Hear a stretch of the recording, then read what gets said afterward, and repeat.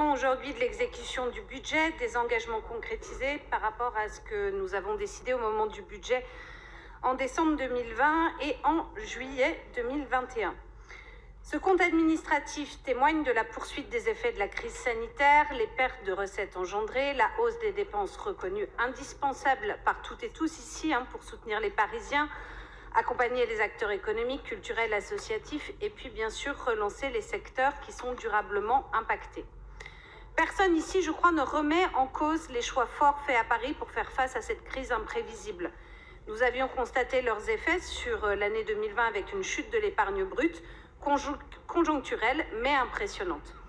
L'épargne brute symbolise la marge de manœuvre dégagée par l'activité courante de notre collectivité, notre capacité donc d'investissement et de désendettement. L'exécution du budget 2021 révèle quand même le rétablissement de cette épargne brute,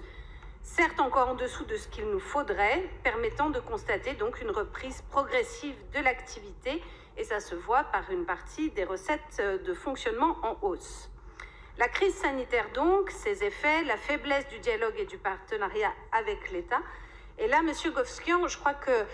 ce que dit la majorité, c'est pas juste que l'État n'est pas là, c'est simplement, on ne peut pas revenir en aide simplement sur les sections d'investissement, puisque aujourd'hui,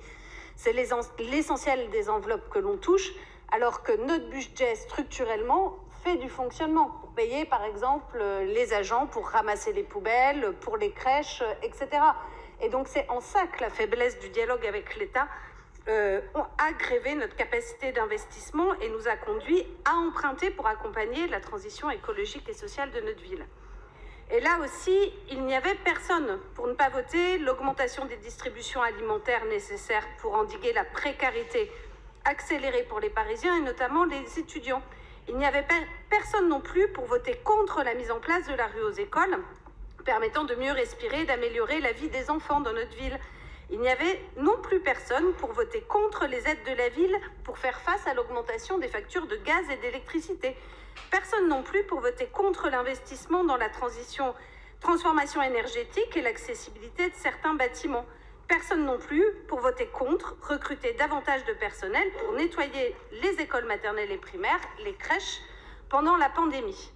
Donc on l'avait dit l'an dernier, dans ces années de crise, il n'y viendrait à l'idée de personne, quels que soient les rangs où il siège ici, de ne pas payer le RSA, de ne pas abonder le FSL, de ne pas accompagner socialement celles et ceux qui dorment à la rue.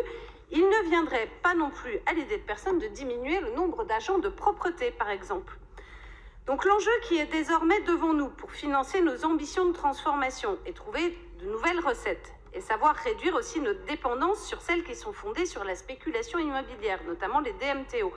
ou sur la densification du bâti de notre territoire. C'est pourquoi il nous faut pouvoir identifier et débattre des leviers budgétaires dont nous disposons, en s'assurant qu'ils soient justes pour les Parisiens et les Parisiennes, en les fléchant sur la nécessaire transition écologique et sociale, puisque ça va mieux aussi quand on dit là où ça va. Et sur cette base, établir un véritable dialogue avec l'État sur le mode de financement des collectivités, et là je le redis du coup, sur l'abondement aussi des budgets de fonctionnement, puisque c'est bien de ça dont on parle, et les leviers de redistribution des richesses dans la ville capitale, alors que nous subissons une baisse constante quand même des dotations en fonctionnement conjuguée à la hausse des dispositifs de péréquation que par ailleurs, nous ne contestons pas. Trouver de nouvelles recettes, car nous savons les défis qui sont devant nous. L'exécution du budget en cours sera marquée par l'augmentation des prix de l'énergie, des fluides, d'un grand nombre de matières premières qui pèseront directement sur le fonctionnement. Trouver de nouvelles recettes aussi pour investir dans ce qui demain nous fera économiser de l'énergie sur la rénovation du bâti et donc du financement sur les fluides, le développement des énergies renouvelables, par l'entretien de nos réseaux de fluides, par la consommation. Aussi par notre consommation, par le développement de l'économie circulaire et du réemploi. Trouver de nouvelles recettes pour construire la ville écologique de demain, celle où on respire mieux, celle de la coopération, des liens, de la solidarité et celle de la sobriété.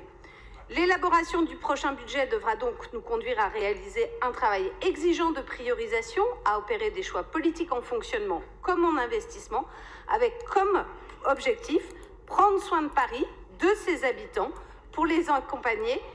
dans la mutation de Paris face à l'accélération du dérèglement climatique. Merci beaucoup.